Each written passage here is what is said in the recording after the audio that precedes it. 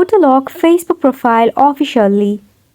Hey there, welcome back to the channel, and let's get right into this tutorial. To lock your Facebook profile officially, go ahead and launch a Facebook application in your device. If you don't have the app, just open a preferred browser and search for facebook.com. Then log in using your credential. In your top right corner, you will see the three horizontal lines. Tap on this given option. From here, scroll down and select on Settings and Privacy. Tap on the Settings option. Now from here, scroll down again until you see the option of Audience and Visibility. Select on the option of Profile Locking.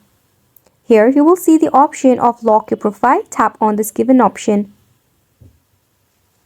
After which, your account will be locked successfully.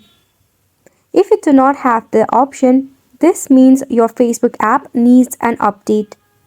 In order to do so, check out your Play Store or App Store if you are using an iOS device. Click on the search icon and search for Facebook. Then, if you see Update button, just click on Update. This is how you can lock your profile officially. This sums up the tutorial as well. Thank you so much for tuning in.